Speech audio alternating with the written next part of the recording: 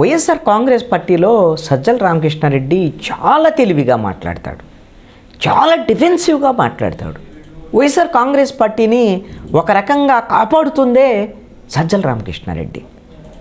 జగన్మోహన్ రెడ్డి తరపున డిఫెన్సివ్గా అంటే మాకు కుట్రలు చేయటం చేత కాదు, మాకు కుతంత్రాలు చేయటం చేత కాదు, చంద్రబాబు నాయుడు లాగా మేము అక్రమాలు చేయలేము, అన్యాయాలు చేయలేము, ప్రభుత్వం ఉన్నా కానీ మేము అశక్తులం అనేటువంటి విధంగా చాలా డిఫెన్సివ్గా మాట్లాడతాడు. చాలా జాగ్రత్తలు కూడా తీసుకుంటాడు.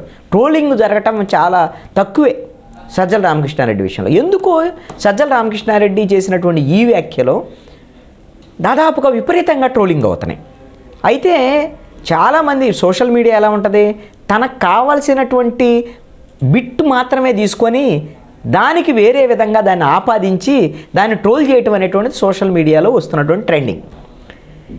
ఇక్కడ సజ్జల రామకృష్ణారెడ్డి మాట్లాడినటువంటి మాటలను ఒకసారి మనం గమనిస్తే ఎలా ట్రోల్ అవుతుంది అనేటువంటి అంశాన్ని కనుక గమనిస్తే చాలా ఆసక్తికరంగా ఉంటుంది. అందుకనే రాజకీయ నాయకులు మాట్లాడేటప్పుడు చాలా జాగ్రత్తలు తీసుకోవాల్సినటువంటి అవసరం ఉంది అనేటువంటి విషయాన్ని కూడా ఈ సందర్భంగా నేను ఒకసారి గుర్తు చేయదలుచుకున్నాను. సజ్జల రామకృష్ణారెడ్డి మీడియా ముందుకు వచ్చినటువంటి సందర్భంలో షర్మిల గురించి అడిగినప్పుడు మీడియాతో మాట్లాడాడు. ఏమన్నారు? కాంగ్రెస్ పార్టీలో వైఎస్ వివేకానందరెడ్డి చేరాడు. వైఎస్ వివేకానందరెడ్డి వైసీపీకి వ్యతిరేకంగా అప్పుడు కాంగ్రెస్ పార్టీ తెలుగుదేశం వాళ్ళు కలిసి కాంగ్రెస్ తెలుగుదేశం కలిసి వైఎస్ వివేకానందరెడ్డిని కాంగ్రెస్ పార్టీ మీదకు ఉసిగొల్పింది.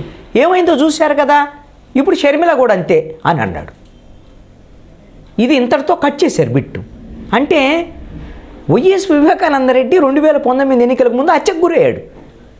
అంటే కాంగ్రెస్ పార్టీకి వ్యతిరేకంగా అప్పుడు వివేకానందరెడ్డి అంతకుముందు కాంగ్రెస్ పార్టీలో ఉండి వైఎస్ఆర్ కాంగ్రెస్ పార్టీకి వ్యతిరేకంగా ఆయన ఎమ్మెల్సీగా పోటీ చేయటం, ఇవన్నీ కూడా వెనకాల తెలుగుదేశం ఉంది, ఇవన్నీ కూడా ఆరోపణలు ఉన్నాయి. ఆయన పోటీ చేసి కాంగ్రెస్ పార్టీ నుంచి అవన్నీ అయిపోయి మళ్ళీ వైఎస్ఆర్ కాంగ్రెస్ పార్టీలో చేరాడు. జగన్మోహన్ రెడ్డి దగ్గరే ఉన్నాడు. సరే, హత్య ఎలా జరిగింది ఏంటి? 2019 ఎన్నికలకు ముందు ఆయన ఎంపీ సీట్ అడిగాడని, షర్మిలకి ఎంపీ సీట్ ఇవ్వాలని అడిగాడని, ఇవన్నీ కూడా చర్చలు జరిగాయి. తీరా హత్య జరిగింది, ఆయన చనిపోయాడు. ఇప్పుడు హత్యకు సంబంధించినటువంటి వ్యవహారం ఏదో తేలలేదు. అవినాష్ రెడ్డి లాంటి వాళ్ళ మీద ఆరోపణలు ఇవన్నీ వస్తున్నాయి. ఇప్పుడు వస్తున్నటువంటిది ఏంటంటే వైసీపీకి వ్యతిరేకంగా ఆ రోజున వివేకానందరెడ్డి ఉన్నాడు కాబట్టి మర్డర్ అయిపోయాడు. ఇప్పుడు షర్మిల కూడా కాంగ్రెస్ పార్టీ తరఫున వైసీపీకి వ్యతిరేకంగా వస్తే ఆవిడ కూడా మర్డర్ అయింది అనేటువంటి విధంగా వైసీపీకి వ్యతిరేకులుగా ఉండేటువంటి వాళ్ళు ట్రోల్ చేస్తున్నటువంటి పరిస్థితి ఉంది. ఈ విధంగా సజ్జల రామకృష్ణారెడ్డి దొరికిపోయారు.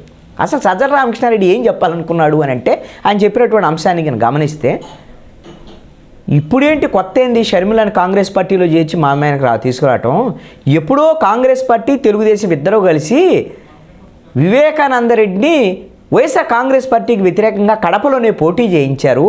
పోటీ చేయించి ఆ రోజున ఏం సాధించారు, ఏం సాధించలేకపోయారు, మా వైఎస్ఆర్ కాంగ్రెస్ పార్టీకి ఏం కాదు అనేటువంటి విషయాన్ని ఆయన చెప్పదలుచుకున్నాడు. కానీ ఈ ట్రోల్ చేసేటువంటి వాళ్ళు ఈ విధంగా ఉపయోగించుకునేటువంటి పరిస్థితి ఉంది. ఎన్నికల సమయంలో ఎలా ఉంటుందంటే ఒక చిన్న మాట చాలు. ఈ విధంగా వివేకానందరెడ్డి హత్యకు సంబంధించినటువంటి విషయంలో 2019 ఎన్నికల్లో జగన్మోహన్ రెడ్డి నా మీద కోడికత్తి దాడి జరిగింది ఎయిర్పోర్ట్లో, మా నాన్న మరణానికి సంబంధించినటువంటి అనుమానాలు ఉన్నాయి, చంద్రబాబు నాయుడు అదేవిధంగా వీళ్ళ మీద అనుమానాలు ఉన్నాయి, మా తాత హత్య మీద నాకు అనుమానాలు ఉన్నాయి, ఇప్పుడు మా బాబాయ్ కూడా చచ్చిపోయాడు అనేటువంటి అప్పుడు తెలుగుదేశం ప్రభుత్వం కాబట్టి నారాసుర రక్త చరిత్ర అని వాళ్ళ మీడియాలో రాయటం, ఇవన్నీ కూడా ఎన్నికల్లో పనిచేసాయి. ఆ తర్వాత జరిగినటువంటి పరిణామాలు ఏంటి? అసలు వివేకానందరెడ్డి హత్య దీని వెనకాల అవినాష్ రెడ్డి తండ్రి, అదేవిధంగా జగన్మోహన్ రెడ్డి కూడా తెలుసు, జగన్మోహన్ రెడ్డి కుటుంబాలకు తెలియకుండా, సభ్యులకు తెలియకుండా ఎలా జరిగింది. ఇది విపరీతంగా ఈ 4.5 సంవత్సరాలు జరుగుతున్నటువంటి అంశం. ఇప్పుడు ఆ విధమైనటువంటి సజ్జల రామకృష్ణారెడ్డి ఈ మాటలను ట్రోలింగ్ చేయటం వల్ల మరి వివేకానందరెడ్డికి పట్టిన గతే షర్మిల కూడా పడుతుంది అనేటువంటి విధంగా ట్రోల్ చేయటం అనేటువంటిది వైఎస్ఆర్ కాంగ్రెస్ పార్టీకి కొంత నష్టం కలిగించేటువంటి అంశమే. ఇది ఏ విధంగా వైఎస్ఆర్ కాంగ్రెస్ పార్టీ మంచి సోషల్ మీడియాలో యాక్టివ్గానే ఉంటుంది. దీని కౌంటర్స్ ఎలా ఇస్తుంది ఏంటి అనేది చూడాల్సినటువంటి పరిస్థితి అయితే ఉంది.